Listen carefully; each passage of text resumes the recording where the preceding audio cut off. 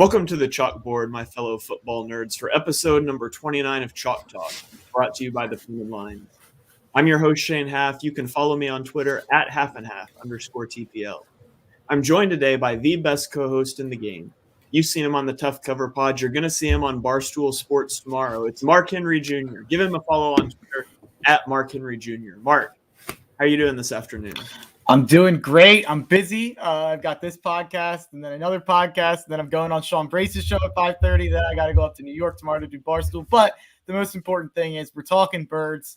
I got this new birds jacket here, repping it going into enemy lines tomorrow into NYC, even though the Jets play in East Rutherford. But, you know, I thought that'd be a fitting way to go up to New York City. So let's talk birds. Let's get me ready for this trip. You're going to give me some nuggets. You're going to give me some stats, some trends that I can use. I'm excited. You guys heard it here first. Mark is stealing my research and then big timing me talking about all the podcasts that he gets to go on. I'm not bragging. I'm not bragging about all the podcasts, but I will absolutely be stealing anything that Shane can give me here that I can use from a gambling perspective. You can bank on that. We got Mr. Crockpot Media chiming in, says Jalen Hurts is right. It hurts so bad. Julio says we're still alive. That's all that matters. We are here today. We've got a great show lined up for you guys, previewing every Week 13 game. We expelled the bad omens. We got it all off our chest on Tuesday in a group therapy edition of the podcast. Check it out if you haven't yet. It's on YouTube. It's on Apple Podcasts. So if you are watching live right now, drop us some comments. We want to interact with you guys. We would also really appreciate it if you would give us 5-star ratings and reviews on Apple Podcasts. So this will be up on there later tonight or tomorrow. Be sure you do that. Share it with a friend. We'd love to get this show out there more. So, Mark, let's dive into it. The Eagles travel back to the exact same stadium they laid an egg in on Sunday. Get a little bit of PTSD here. They get a chance to go right that wrong and win on the field where they lost just a few days ago. Let's start off with injury report here. Now, obviously, we're operating off of Wednesday's practice report, so a lot could change here. But the Eagles sound optimistic that Jordan Howard's going to be able to play in this game. Jalen Hurts, dealing with the ankle injury, is also hopeful to play. Meanwhile, on the Jets side, Zach Wilson appears to be on track to play, robbing us of the Joe Flacco revenge game, unless he gets hurt during the game. But our defensive line doesn't touch anyone, so that seems unlikely. And then Corey Davis, their leading receiver, is trending towards not playing. So obviously a lot of that's up in the air. A lot of it could change. But that's where we're at injury-wise. Mark, where do you want to start talking about this matchup? I mean, I'd be lying if I said I wasn't nervous that it feels like everyone who runs the ball in our offense is banged up a little bit. I mean, you look at Jordan Howard, you look at Miles Sanders, Boston Scott was questionable. I think that was an illness. And then you got Jalen Hurts, who's also banged up. So obviously we've said it time in and time out that our most dangerous attack is running the ball. When you have Jalen Hurts at your quarterback, you have to, change your identity to a team that runs the football. And that's what they're doing. And it's getting harder to do if these guys kind of get banged up. And it is, maybe this is kind of, what happens when you kind of rely on running the football so much. We look at San Fran all the time, and there's so much made of the fact that they bring these running backs off the street and they keep producing. But the reason they have to keep doing that is because running backs keep getting hurt. And that kind of goes back to the whole point of why you don't pay running backs and why, you should be relying on committees. So I guess it's a good thing that we have all of these options. I mean, I didn't even get into Gainwell, who's technically our only healthy back right now. So it's a good thing that we've had all these options who have gotten playing time this season, as opposed to, you look at Tennessee with Derrick Henry and they've been shuffling in and out of backs, cutting guys, picking guys up off the street, and trying to figure it out. I guess it's a good thing we have this committee, but when you have this rushing attack that's so run heavy, this is kind of going to be a theme, I think.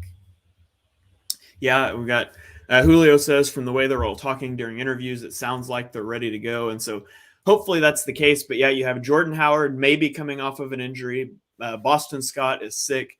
Jalen Hurts has the ankle. Miles Sanders has the ankle injury that saw him exit the game in the early third quarter, right after he broke a big run against the Giants, no less. And then even beyond that, you look at our interior offensive line. You have Jack Driscoll, Isaac Seumalo, and Brandon Brooks are all out. That's 3 of the Eagles' top 4 offensive guards. And then Jason Kelsey's not 100% either. So, the interior offensive line and the running back health has got to be a huge concern going into this game.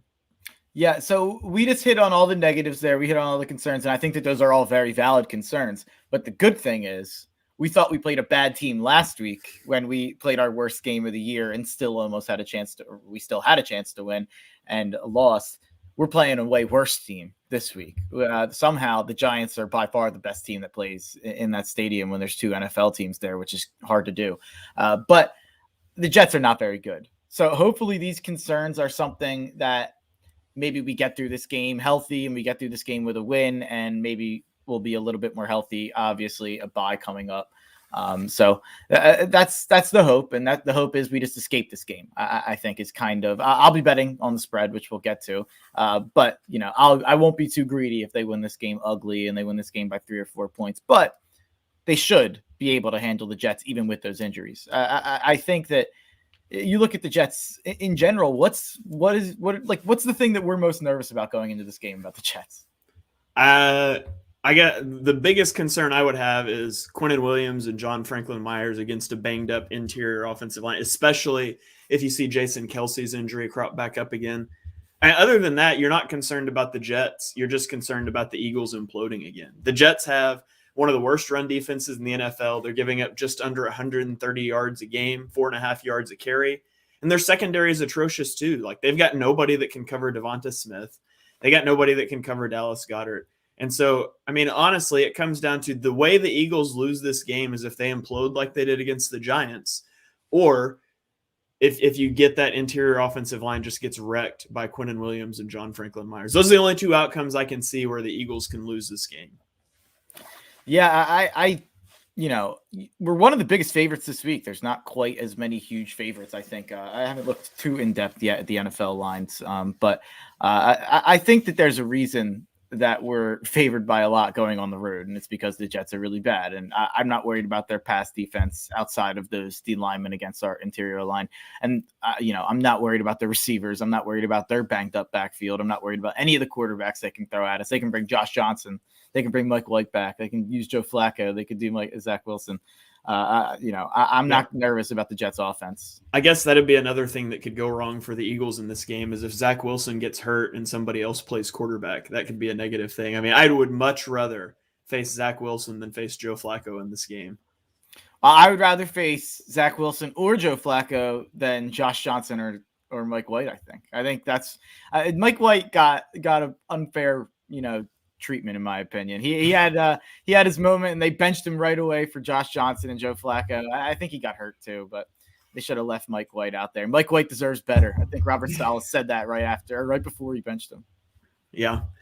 And so you look at the Jets. The Eagles have typically done well against bad quarterbacks this season. And guys, I'm here to tell you, Zach Wilson is a very bad quarterback. He's in a bad system. He's in I don't think any of the rookie quarterbacks would succeed in this system, but Zach Wilson is definitely not succeeding. He's been awful this year. I think there's a good chance the Jets could move on from him after 1 year if they see somebody they like in the draft. And so that's how bad it's been for Zach Wilson, and the Eagles get to face that. And so this is a chance for the defense to really step up. Micaiah Becton's out at left tackle. Morgan Moses was limited in practice at right tackle. So this is a bad Jets offensive line, hamstrung with injuries. That said, I'm not sure it matters. I'm not sure the Eagles' defensive front can take advantage. But Zach Wilson likes to hang on to the ball. He likes to try to create with his legs and take those deep shots. And so maybe this is the week the pass rush finally gets home. And I just don't think they'll be able to run the ball. You look at, they're going to be using Ty Johnson, who's a passing downs back. I believe Michael Carter is still hurt for this game. I think he's still on the IR. Last week they were using Ty Johnson, Tevin Coleman. Neither of those guys scare me very much. They can use Ty Johnson in the passing game a little bit, but neither of those guys are going to beat you on the ground. So they really have to beat you through the air. And I just don't think Zach Wilson can do it with that O-line. Yeah, Michael Carter is still on IR, so he won't be in this game, which he's kind of a scat back too. He's not a pound it between the tackles type of guy either. Yeah, no, that's true. I think he was getting their most carries inside, even in between the tackles. They don't really have a lot of options in that backfield. But yeah, you have to beat us through the air, kind of. I mean, we've shown that time and time again with these teams that you looked at the Derek Carr games, the Justin Herbert games, where they just took what we gave them. And we changed that up a little bit last week. The defense obviously has been better as of late. So hopefully they continue doing that. They continue being aggressive, especially against a team like the Jets. But even if they're not, even if you do kind of give them that cushion that you gave guys like Derek Carr and Justin Herbert, Zach Wilson's not Derek Carr and Justin Herbert. And like you said, you can kind of handicap the Eagles based on the quarterback they play. That kind of went awry last week when they lost to Daniel Jones. But Daniel Jones put up 13 points. The Eagles lost to the Eagles last week. The Eagles lost to the Eagles offense. I guess I should say, whether you want to say Jalen Hurts or Jalen Reagor or Boston Scott's fumble or whoever you want to say. But the defense was fantastic last week. And, no one's going to talk about that because they lost the game. But I'm not nervous about the defense right now going into this game. Maybe that's famous last words. Yeah, I mean, the Eagles turned the ball over 4 times and only gave up 13 points to the Giants last week. And the Giants have a much better offense than the Jets. Like, if you get to 14 points, you shouldn't lose this game unless you're throwing pick sixes, you're giving up special teams points. After last week, I'm hesitant to come on a podcast and just say I don't see how the Eagles can lose this game because we saw the blueprint last week. But this is a game that the Eagles should win. They should win it easily. What do you think the New York Jets team total is in this game?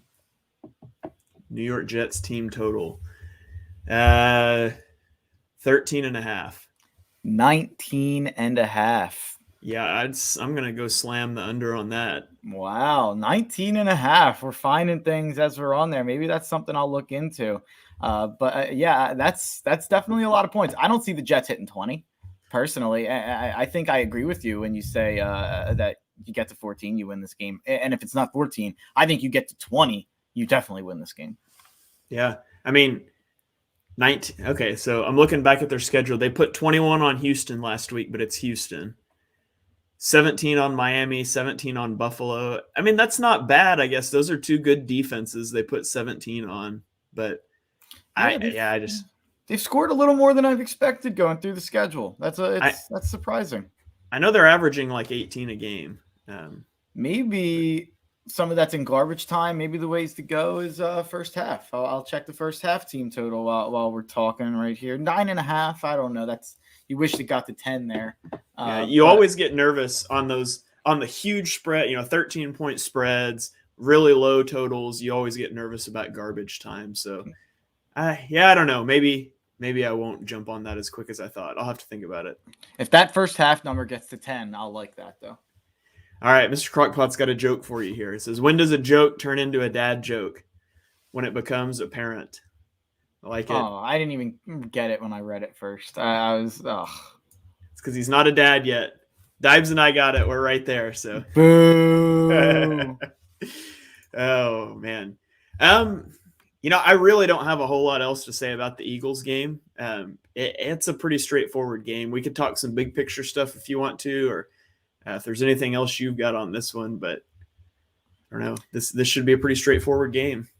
Yeah. I mean, if we're thinking the way that we're talking, maybe you take the under. I know the Eagles team total under here is 26.5. I think the game's at 45.5. Maybe it'll be low scoring again. I've had a pretty good feel, I feel like, on which games the Eagles are going to win and lose. I think I've only missed 1 or 2 games this year. I'm going to say this is a win. I'm going to say that they cover. But last week if you remember, and I said it on a lot of podcasts and people were shocked at me. I was not feeling good about that game going into the Giants. Vibes were too high. Vibes were too low for the Giants.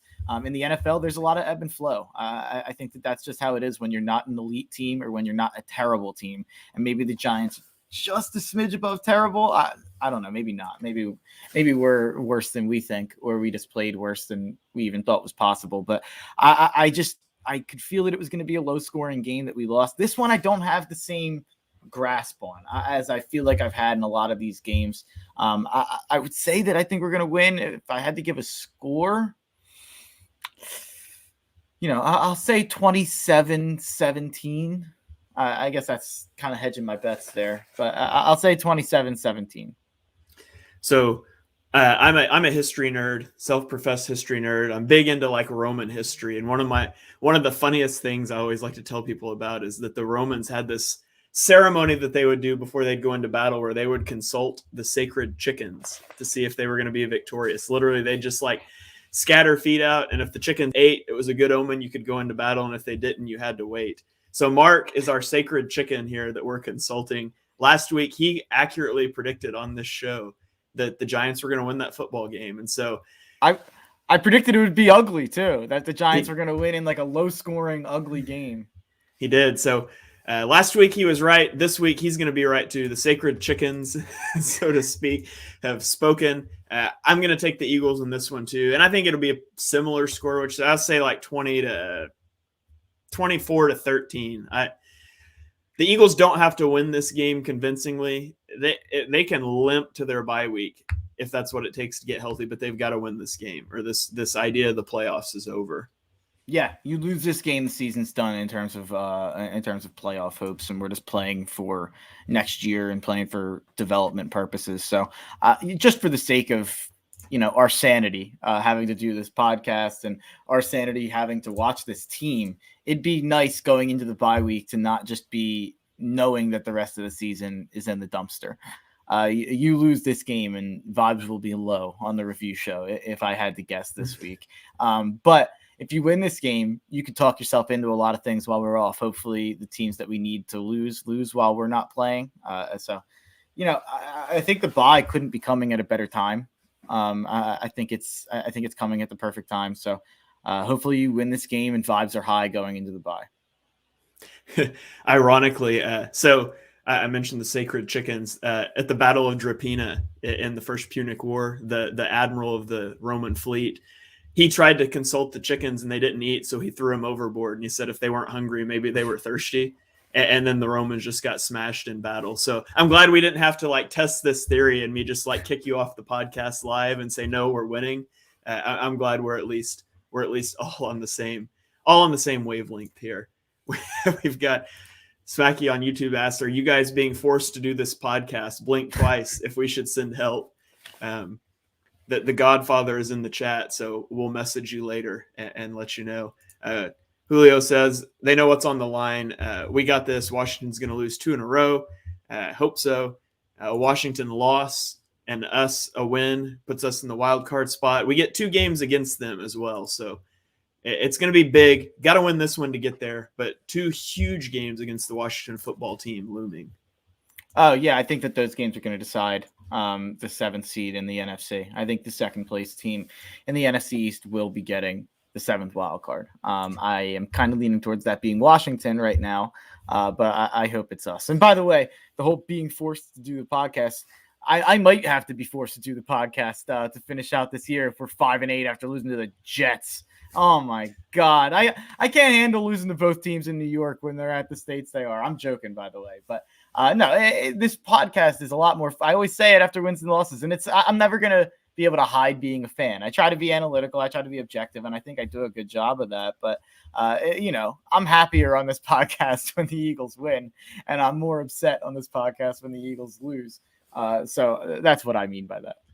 I'm just going to say I chose a great sound drop for like our opening clip, because no matter how bad the Eagles played and how depressed I am coming in when that beat drops, I just get ready to get on and talk football. So and I love doing this. We may be spending more time on the Around the NFL segment if the Eagles somehow bungle this game, though. So, but the draft is coming. And I mean, the college season's pretty much over now. So if the Eagles lose to the Jets, they will send me down a draft spiral that I've been down like twice after losses this season already. I know Dives is with me on that draft spiral as well. But if they lose to the Jets, you can bet that I'll spend that bye week, crunching QB tape, crunching tape on receivers and defensive players. Yeah, this podcast definitely doesn't end when the season's over, whether that be week 18 or after a wild card loss. Podcast will keep rolling. We'll get you guys ready for the draft and all of that. Mr. Crockpot says draft season, baby. We'll get him on here. We'll get Ty on here. We got a lot of different stuff we want to do in the off season. But for now, let's pivot to Around the NFL. Mark, you got another deal Before we here. pivot to around the NFL, one last Eagles take. It's about the draft. They need to draft a second receiver. I don't care if that's one of the first 3 picks or if that's a second round pick or if you go out and pay a receiver, you have to add a second receiver. I think that is just as important as pretty much any defensive position right now. And I didn't think I'd feel that way a couple weeks ago. Yeah, Eagles have absolutely nothing at receiver other than Devonta Smith. They could Quez Watkins is probably a fine wide receiver for. Outside of him, you could cut every receiver on this team, and I would not care at all. I think you could get practice squad guys that are exact same caliber. Bring back Fulgham. Yeah. Okay, moving on around the NFL, the Dallas Cowboys travel to New Orleans to play the Saints. Both teams coming off of losses, both on Thanksgiving, so nobody really has the advantage in rest time here. Mike McCarthy is going to miss the game with COVID. Meanwhile, the Cowboys should get Cooper and Lamb back. I think that's still a little up in the air, but it's kind of trending that way. That's what I was just trying to look up while you were talking. yeah, it's trending that way. It's not official. The Saints have been struggling with Trevor Siemian at quarterback, and we talked about the Eagles receivers. Saints might be the only team in the NFL with worse receivers than the Eagles. Legitimately not a guy on their roster that should be in the NFL. It reminds me of the Eagles linebackers last year, looking at the Saints wide receiver depth chart. What do you have in this one? This is a tough game. I feel like the last couple of weeks I've been fighting the urge to believe in Sean Payton. Like I've been saying, like, the Saints as a dog, the Saints as a home underdog. They're dangerous, and then they get smacked. And sometimes it's just it doesn't matter who your coach is when you don't have the players. And I think that's where they're at. I'm going to take Dallas to win the game. I'm so tempted to bet the Saints plus 6.5, plus 7, wherever this ends at. I do think Julio Figueroa there with a comment, Hill is starting for the Saints. That is, I think, an improvement. I think it's dumb that they weren't playing Taysom Hill over Trevor Siemian. I know that football Twitter hates Taysom Hill, and I am not a huge Taysom Hill guy either. If you look at Taysom Hill's numbers in the games that he started last year, they're not that bad. He was going like 27 for 37, 230, 240 yards, a couple touchdowns. He was scoring on the ground really consistently. He's got 3 touchdowns on 20 rushes this year. That's like insane efficiency in terms of like how many times you get the ball, in terms of how many times you score. And then even last year, his touchdown percentage is really high. My only bet in this game tonight is first touchdown scorer, Taysom Hill. At plus 1,400. I think that number has went up to 1,100 and even higher on some sites. But I think Taysom Hill scores the first touchdown tonight. That's my take. And he's going to be trying to do it without both of his offensive tackles, without Alvin Kamara, without Michael Thomas. Of course, he's been gone all year, so it's going to be an uphill battle. If the Saints score, though, I think it's going to be him. That's where I'm at with it. Like I feel like who else could it be? Yeah, so I've got Dallas in this game. I think they win this one pretty easily. Okay, rolling on, we've got the Tampa Bay Buccaneers traveling to Atlanta to make the Falcons. Here's an interesting betting stat for you, Mark. The Tampa Bay Buccaneers are 5-6 against the spread as a favorite this season, but they're 4-1 if that spread is double digits. The spread is right now 10.5. So the Buccaneers cover at a much higher rate if it's a double-digit spread, as this is. The Falcons just made a trip to Jacksonville look hard, and so I think the Bucs roll in this game. They're going to blow out the Falcons. Falcons are one of the worst passing defenses in the league, and the Bucs already put 48 on them in week 2. This one's a blowout. Yeah, I'm not going to take it because I generally do just stay away from these huge spreads because I feel like the Bucs could blow them out and the Falcons could lose by 11. So I'll be staying away from this. Maybe I don't know what the first half number is. It's probably right around a touchdown. I think the Bucs get out to an early lead, but sometimes they do play with their food a little bit and let teams hang around, and it bit them against Washington, and it almost bit them against Indy, and they end up coming back and winning that game. So Tampa's one of these teams that I kind of stay away from gambling. It almost seems like I think I bet them against New England money line, but I can't remember too many times I've bet on or against Tampa this year. Tampa wins the game though, for sure. Yeah. Okay. Arizona Cardinals travel to Chicago to take the Bears. This is a warm weather team traveling to Chicago in December. They're hoping to get Kyler Murray and Hopkins back, DeAndre Hopkins. But if they do get him back and it's still up in the air, they're both going to be playing their first game in quite some time. I think this could be a letdown spot for the Cardinals. You got Justin Fields still dealing with the rib injuries, so Matt Nagy can actually try now that Fields isn't the starter and his beloved quarterback Andy Dalton's back. I really think I'm not going to pick the Cardinals to lose this game, but I think this is a potential trap spot here for the Cardinals. What's the spread there? I'm not sure. I can look it up while you talk about it, though. I think you're right, though. I think it could be a potential letdown spot. The Cardinals don't have the Rams breathing quite as closely down their neck as they did a couple of weeks ago.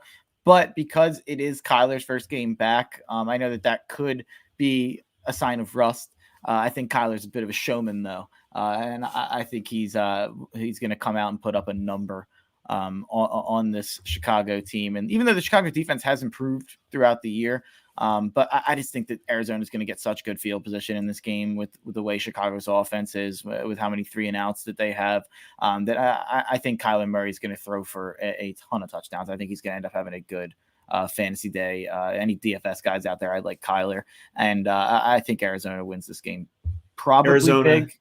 Arizona is favored by 7.5 right now. Yeah, it's too big for me to bet Arizona and not big enough for me to bet Chicago. I think it's probably a well-set line, but I'll take Arizona to win the game.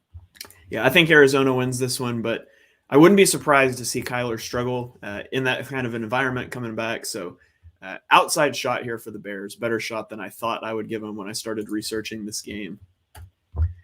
Okay, moving on, we've got the Chargers traveling to Cincinnati to take on the Bengals. Bengals coming off of a statement win over the Steelers. They dropped 31 points in the first half, of course, rushed for a ton of yards. And we talked about this game some on the preview show.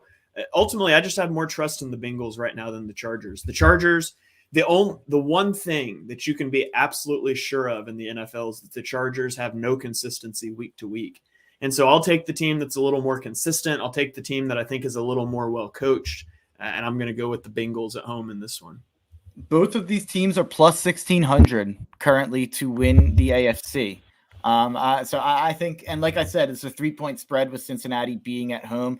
Usually Vegas gives a 6-point swing either way. So if this was in LA, maybe not because LA doesn't have a real home field. But if LA had a real home field and things were normal, LA would be a 3-point favorite in LA. I think this would be a pick 'em on a neutral field. So these teams are about even in a lot of ways that you look at them, but I just trust the Bengals right now more. We have a little disagreement on Burrow and Herbert the other day. I think you're a Herbert guy, and I think I would still take Burrow. I didn't dive into the numbers there at all, but I might do that later. I think next week we're going to do a QB Tiers podcast. So that's going to be something we talk about next week, I'm sure. But I said it on the review show. I'm really high on this Bengals team. I'm starting to think that they're a contender, maybe not to win the AFC or to go to the Super Bowl or anything like that, but maybe just to make a run or win a game or two in the playoffs and have that Titans-like run from a couple of years back. They can run the ball. They have a ton of weapons out wide, and Joe Burrow's, no matter how you slice it, a top 12-ish quarterback in football. So I think that, the defense has improved enough, at least to this point, to make me believe in the Bengals. The Bengals will be one of my best bets this week, I think. As of right now, it's at 3. I'm hoping that gets to 2.5 and that the public likes the Chargers.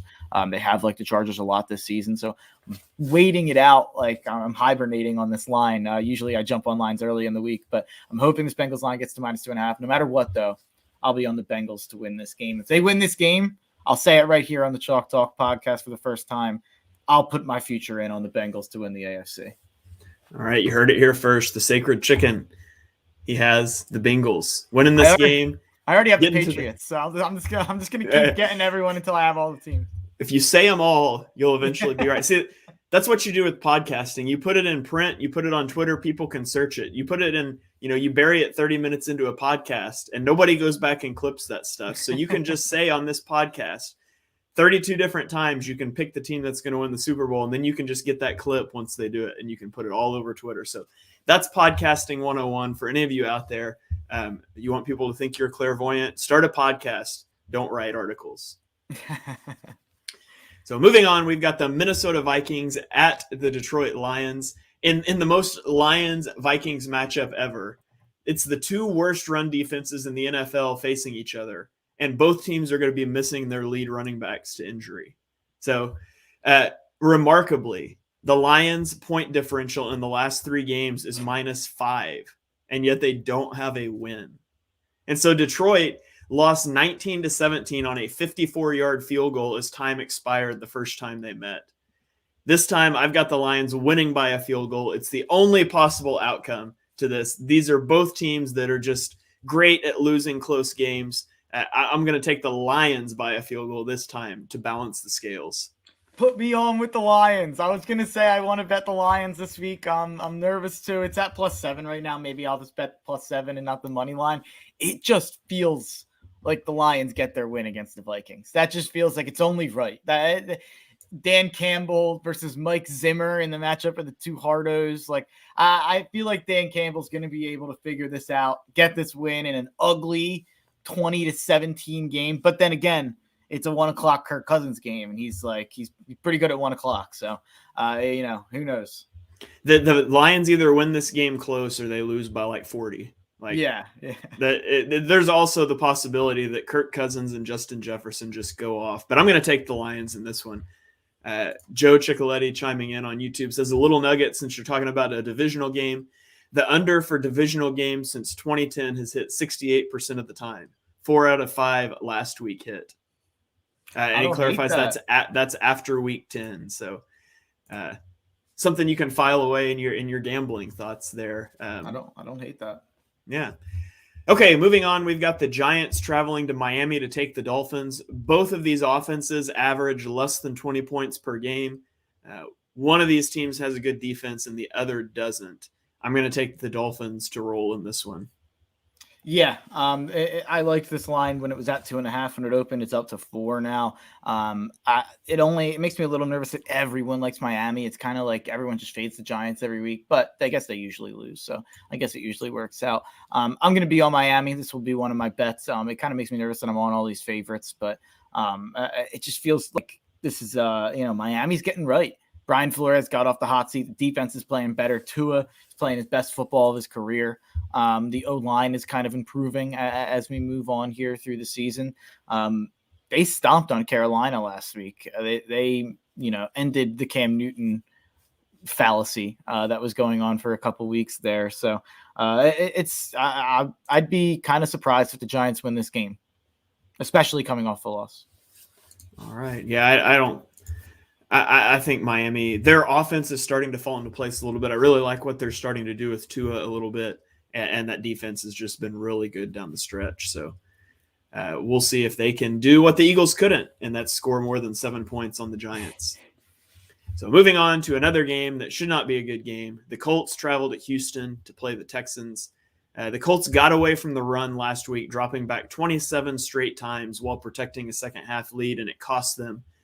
This week, they face a defense that's allowing 135 yards on the ground per game. In a game they should get up early. They should run the ball late. This is a big Jonathan Taylor game. He puts his name back in the running for the MVP award with a huge performance this week as the Colts roll. You're the biggest Jonathan Taylor MVP guy in the business today. You've been pumping it since before I even heard anyone else talk about it. So this would be a big game. He has to put up like 100, 150 plus yards on the ground and get a couple touchdowns in there. I think the Colts roll here. -9.5. That'll be a spread I look at pretty hard. Makes me a little nervous that 88% of the bets are on Indianapolis right now. But they're just the way better team. It makes sense because how could you convince yourself to bet on the Texans after they just lost by a touchdown to the Jets? I like the Colts here. I think the Colts win. I think they roll. All right. Yeah, I don't think Jonathan Taylor can win the MVP because I really don't think anybody that's not a quarterback's ever winning the award again, but he should be in the running. Moving on, we've got the Washington football team traveling to Las Vegas to take on the Raiders. This is a battle of two resurgent teams. The Raiders get the big win over the Cowboys on Thanksgiving. Washington has won a couple straight now. I think the difference in this game is the Raiders have extra rest playing on Thanksgiving. Washington's on the short week playing on Monday night. In a game that I think would be pretty close otherwise, I'm going to favor the team that has 4 extra days rest. So give me the Raiders in this one. But I think Washington puts up a good fight. Yeah, you stole the words right out of my mouth. The short rest for Washington, coming off of an emotional win at home, having to go across the country to a team that played on Thursday night. I think that the Raiders are just in a better spot here. I think Washington's a better team. And it's kind of weird for me to back the Raiders because I've been backing Washington and I've been fading the Raiders, but this is just a situational spot here. And I'll take the Raiders -2.5. I won't bet it too hard. Just because I'm a Heineke believer. I mean, I'd be lying if I said that I'm not afraid that Heineke's going to go down the field at the end of the game and have a 13-minute drive to put the dagger in the Raiders here. But also, I don't mind taking Detroit and the Raiders and rooting against Washington and the Vikings for the Eagles' hopes. All right. Moving on, Jacksonville travels to Los Angeles to take on the Rams. The Rams, who have lost 3 straight. Matthew Stafford has thrown a pick 6 in 3 straight games. They are reeling, and they face a get-right game that they have to take advantage of with the Cardinals coming up next. If the Rams offense does not look better in this game, you can just go ahead and bury them. They're not going anywhere this year. Winning this game big is not going to impress me, but it at least makes you feel like maybe, just maybe, they can bounce back and just put up a fight against the Cardinals in 2 weeks. Yeah, I'm nervous about the Rams, man. I don't know what the Rams are at this point. I think Matthew Stafford is what he is. I'm kind of nervous that I expect too much out of Matthew Stafford just because he was in this McVay offense and just because of all the weapons and how good the Rams have been with Jared Goff. But he's still Matthew Stafford. And I mean, the Rams are going to win this game. So I'm just kind of using this to talk about anything else. But am I confident that they're going to blow out anyone at this point and just keep their foot on their throat and stop them on defense and score a bunch of points on offense? No, I'm not. I don't know how you could be because they look lifeless out there, the Rams. I was really expecting a better performance in that Green Bay game. Yeah, man, I really did not expect to see the Rams just tank like they have. I mean, I was looking back at the schedule and just those 3 straight losses, and the offense, it seems like, has just looked worse week over week over week. I mean, this is a prime time to get it right. You're essentially playing a JV team, but they've got to get things going again.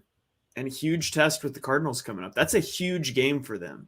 If they could win this game, if they could somehow find a way to beat the Cardinals, suddenly those struggles are in the rearview mirror. You feel good about yourself. But this is a team that's all in. They went and they got Von Miller. They've done so many of these all-in moves, and it has not paid off. And so huge moment here for McVay. It's a huge moment for Stafford. They've got to come out and figure out a way to get things going. Speaking of Von Miller and, they have Aaron Donald and generational pass rushers. I didn't see this comment earlier from Dives. Did you see Aiden Hutchinson getting buzzed for a number 1 pick?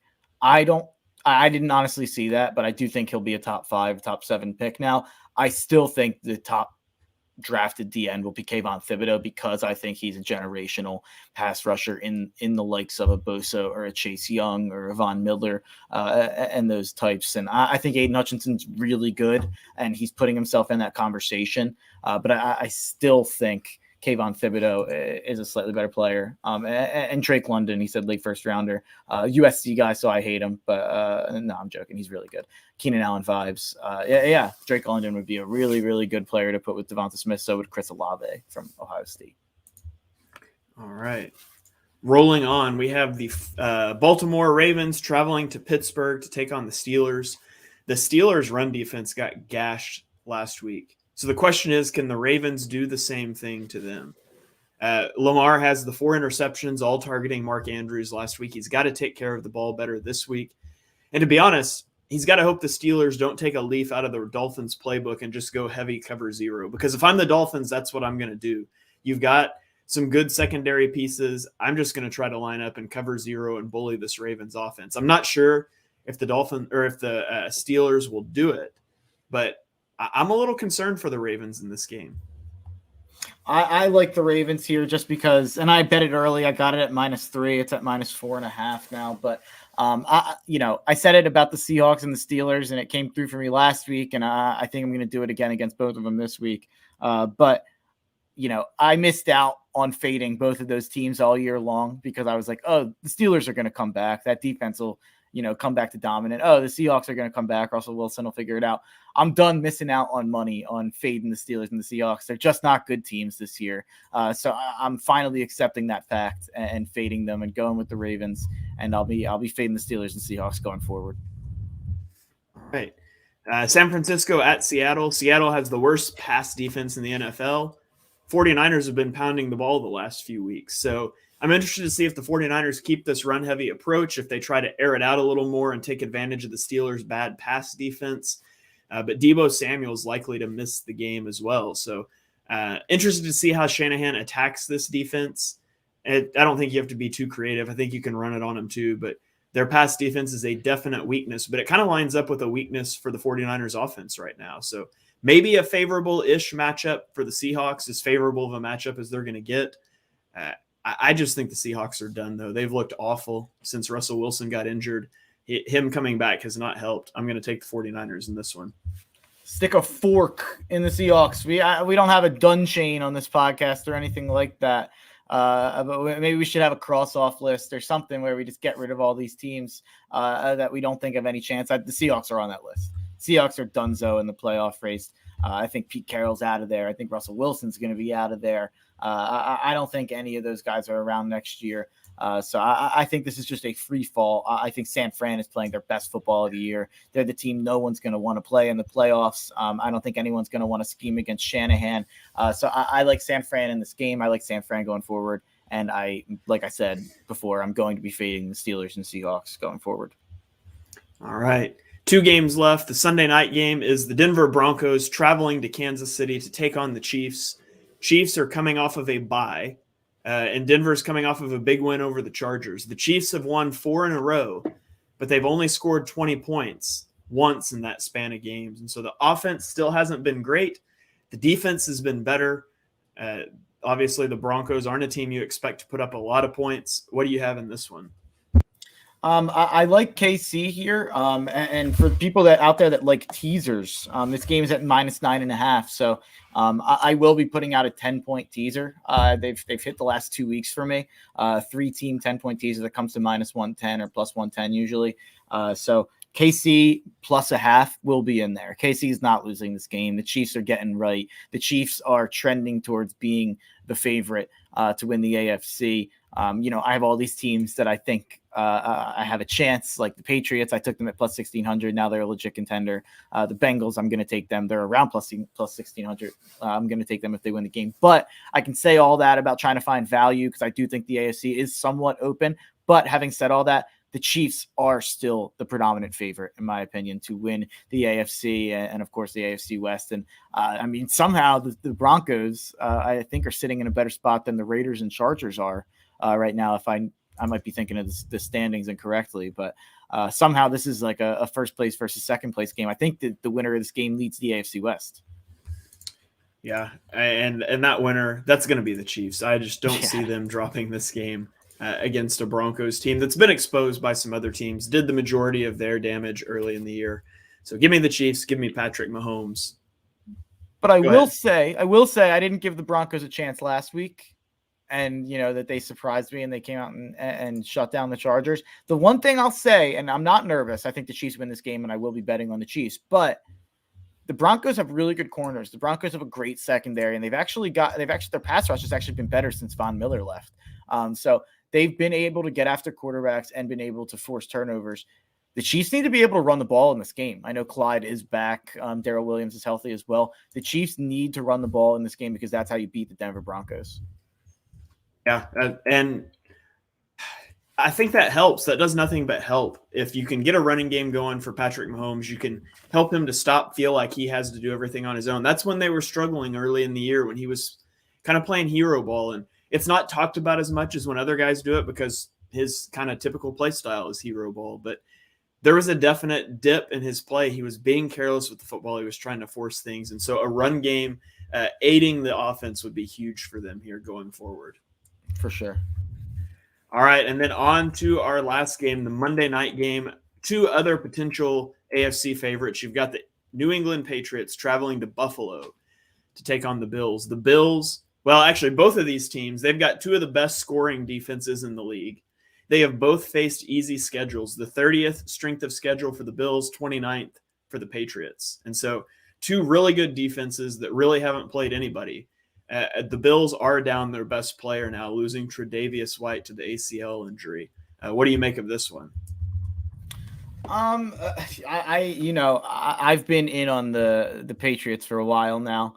I don't necessarily have a dead-on read on this game, on who's going to win this game, but I'd be a fraud if I went with the Bills after talking about how nervous I am with them the last couple of weeks and how high I am on the Patriots, and how the main reason I keep convincing myself that the Patriots can do this and can go to the Super Bowl, maybe even win the Super Bowl, is because they're just so good everywhere. They don't have that glaring weakness. They might not be top 5 anywhere in any category, but they're just so solid everywhere. And they have Bill Belichick at head coach, the best coach of all time. They have Josh McDaniels, one of the best play callers in football. And you have that infrastructure and to believe in New England. They've done it before. And I know it was with Tom Brady, but Mac Jones is doing everything he needs to do to win these games. And he's doing just enough every single week. And he's getting better every single week, no matter what the stats say. Even if they're not flashy, you can watch it when you're watching the games. Mac Jones is just learning how to process things on a different level every single week. And the farther he gets along, the more of a chance they have to,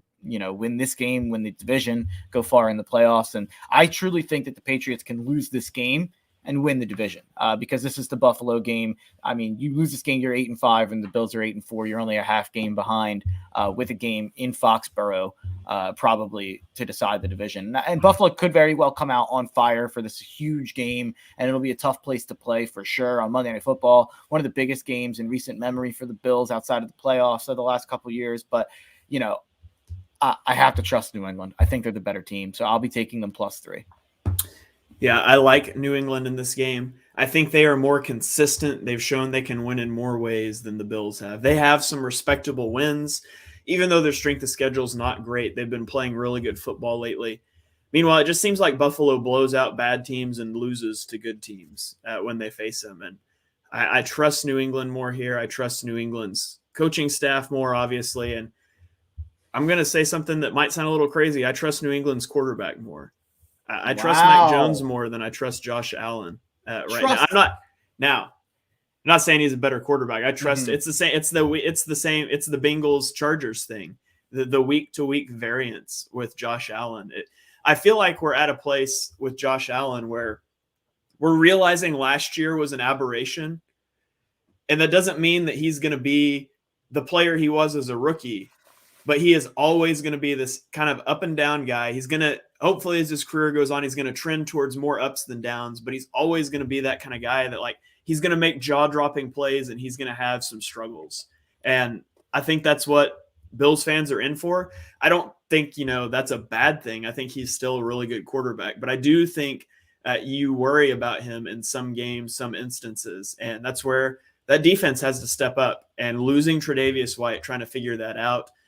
If he struggles in this game, I don't think the defense is going to be able to pull him through that. It's a little bit like Carson Wentz, in my opinion, with Josh Allen. Can Carson Wentz ever be 2017 Wentz again? Probably not. I don't know. But you watch Carson Wentz, and is he doing better than I thought in Indy? Maybe. I mean, the corpse of Phillip Rivers did go 11-5, so I want people to remember that. They are 6-6, so he's technically going to have a worse record than Phillip Rivers had last year. So he hasn't been great or anything, but can Wentz get back to 2016 form, 2019 form? Yeah. Can Josh Allen be 2020 Josh Allen every year? Maybe not. Probably not. Can he be 2019 Josh Allen, where the Bills still made the playoffs and he was still a very good quarterback, probably fringe top 10 quarterback? Yeah, absolutely. But 2020 Josh Allen was the second, third best quarterback in football. I don't know if he's ever going to be a top 3 quarterback in football. Personally, if this has always been a back and forth thing for me on would I rather take Josh Allen or Lamar Jackson, I'm usually on the side of Lamar Jackson. I think I'm back on that side, even after a bad Lamar game. I think I'd rather take Lamar. Yeah, I would as well. And I actually saw a thing on Twitter. Somebody was asking what quarterback under 25 would you want to start your franchise with right now, and it was like Herbert, Lamar, Burrow, and I can't remember who the other one was. But those kind of things are always interesting. But we look at quarterbacks and we see them take that big jump in a year, and we think, okay, that's who they are, or that's like a stepping stone to who they're going to be. We never we talk about regression to the mean in terms of like turnover luck. You get a ton of turnovers, well, that's going to regress. You get a ton of injuries, that's going to regress to the mean. Well, quarterback play does that too. Just because you have that standout year doesn't mean you're going to be at that level or keep going up. Like sometimes you just have a great game or a great year, and that doesn't mean that's who you're going to be. Sometimes you have a crappy game like Jalen Hurts turned in for the Eagles last week, and that doesn't mean that's who you are now. There's just development's not linear. It's all over the place. And I think Josh Allen has had the best season of his career that he's going to have. Doesn't mean he's not a good quarterback. Doesn't mean he won't be better than he's been this year. I just don't see 2020 Josh Allen being the norm. Agreed. All right. Well, that wraps up all of our games. I wanted to check in on my preseason future bets. So I placed 4 preseason future bets for win totals. Ironically, all AFC teams. So I put money on the Jags under 6.5. Jags are sitting at 2-9. I feel really good about that one. I placed money on the Titans over 9. They're at 8-4 right now. So I need the Titans to pick up at least 1 win to push, hopefully 2. And then we get to ones that are a little more iffy. The Steelers under 8.5. They are 5-1. I feel good about that one. The Broncos under 8.5. They're sitting at 6-5 right now.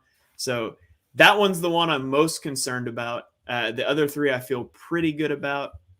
And of course, we don't need to talk about my preseason future bet on the NFC East division winner.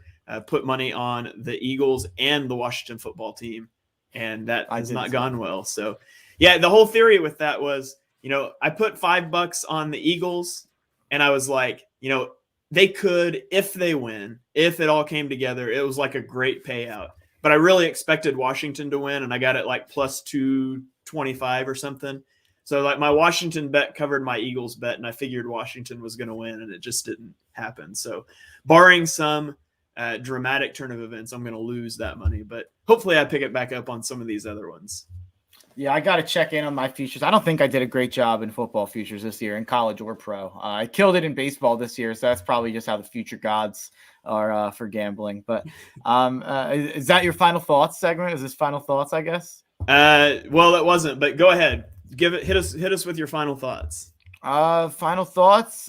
Check out Barstool tomorrow, Pick Central at noon. That's I check out tonight on 5:30. I'll be on with Sean Brace on Fox PHL Gambler. And look out for Everything's Fine out there. There should be a podcast dropping tonight or early tomorrow morning. So, but most importantly, keep an eye out for tomorrow at noon on Pick Central and Barstool Sports. I'll be up in New York City. Dream come true for me. So I'm really looking forward to it. All right. Yeah, be sure you check Mark out there.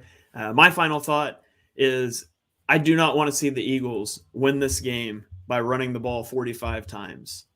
Jalen Hurts has completed 17 passes 1 time in the last 7 weeks in a loss to the Raiders. Can you beat the Jets by running the ball 50 times? Probably. I want to see Jalen Hurts throw the ball. I want to see a balanced offense. I'm not asking for air raid here, but we learn nothing by handing the ball off 50 times.